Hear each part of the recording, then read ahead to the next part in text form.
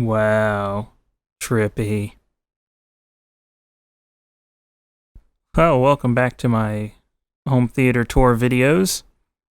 And this will be our third installment. And that is the screensaver on Kodi. And yeah, so last time I took you through the Harmony remote basics and the basics of Kodi. And let's see, this time maybe we can take a look at the projector and see it in action. I'll turn the bright lights off now, and hopefully you'll still be able to see. Alright, so we're going to start off by clicking on here, on Harmony. We'll click the watch a movie button. And that's going to power off the TV, turn on the PlayStation, and the projector.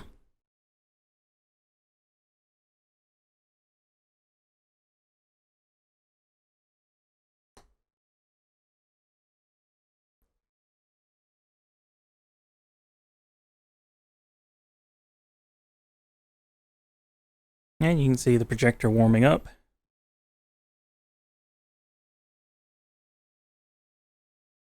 And there's my cats. They're set to the default logo of the projector because why not?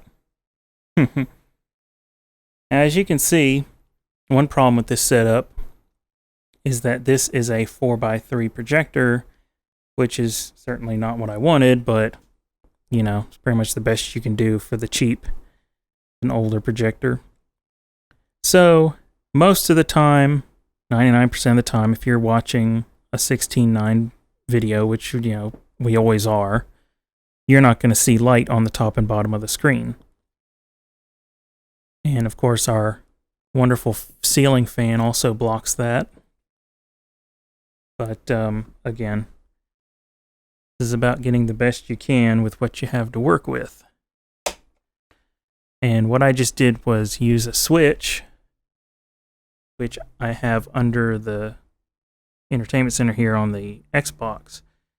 And that has component out, and it's a switch for Xbox and PlayStation. So I have the Xbox hooked up, and I have the PlayStation hooked up, and I just hit the button for whichever one I want.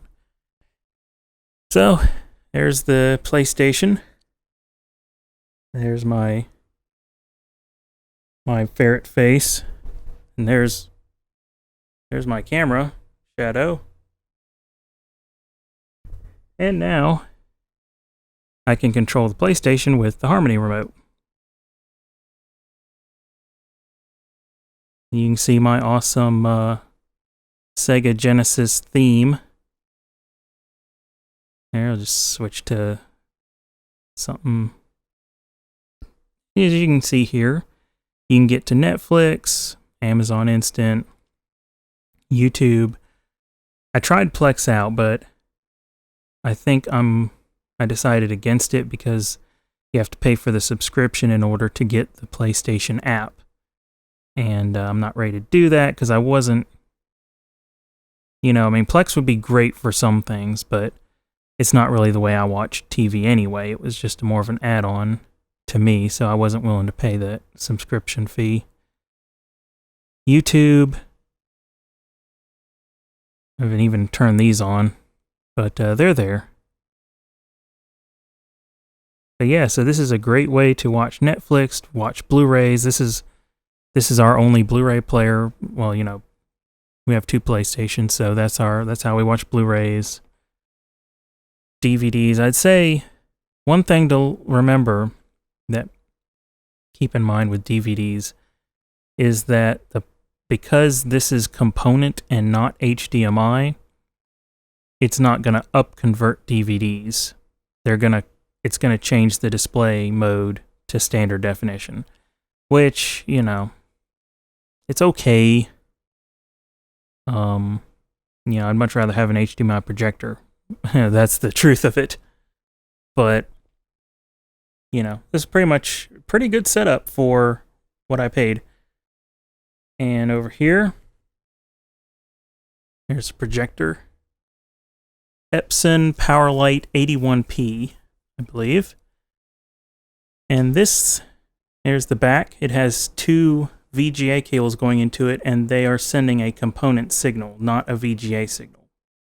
So, and it can accept HD signals, 720p, 1080i, I believe, and I always send 720p to it.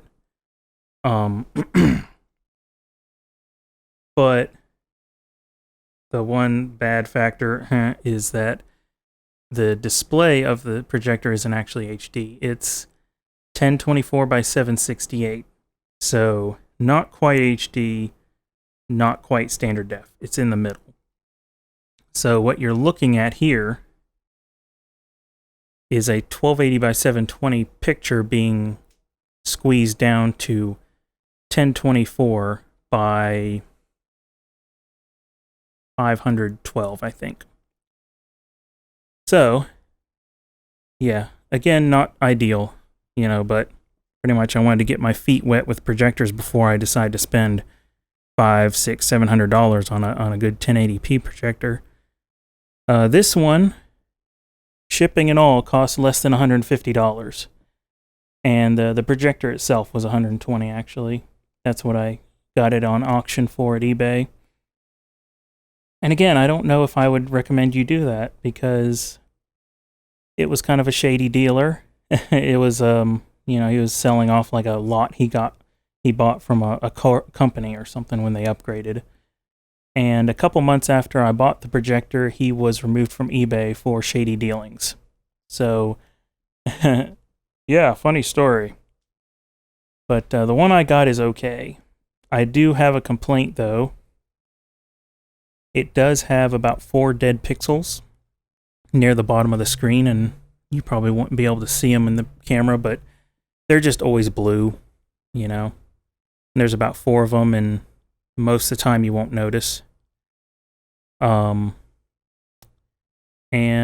another thing that irked me about the projector sale is that he said there was 120 hours on the bulb, which is good because it's a 3,000 hour bulb. But then when I got the projector, the lamp hours was reset. So who knows if he was telling the truth or lying. It could have many more hours on it. So, yeah, get what you pay for. And again, after dealing with it, I'd say, yeah, I got a good projector for $120. It's okay, but maybe spend a little more and get a little bit of a better projector, one that's actually HD and everything.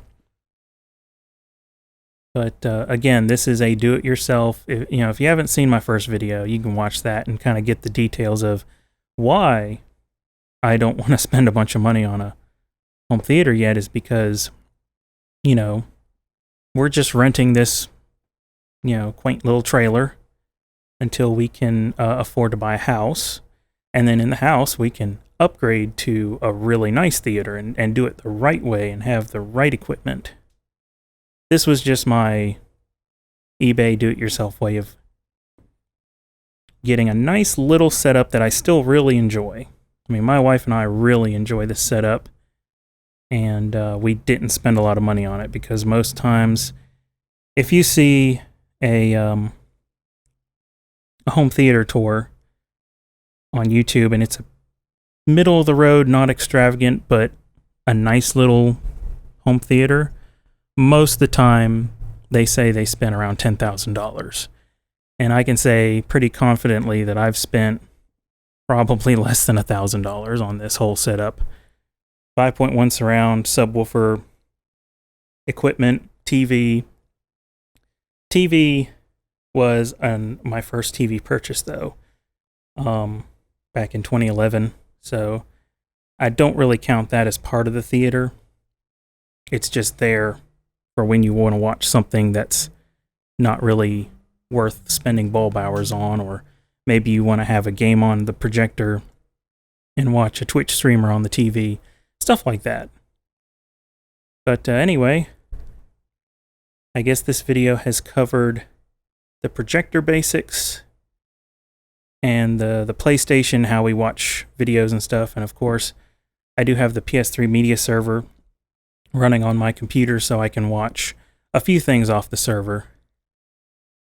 But, you know, like I said, I don't have much on the server. I'd much rather pop a Blu-ray in and get the best quality out of it. And, you know, I mean, yeah, it's not high definition. Oops, sorry. Yeah, it's not a high definition projector per se, but it looks dang good. And you can still see the difference between standard def, you know, like a DVD and a Blu-ray. You can still see that difference. So, you know, it's a good basic starting point for a home theater when you're not ready to go all in. So anyway, I hope you found this video enjoyable. I hope that you'll subscribe and check back for more. Check out filmnerdcorey.com, where I'll be kind of documenting these endeavors. And next time we'll talk about some more things. Take care.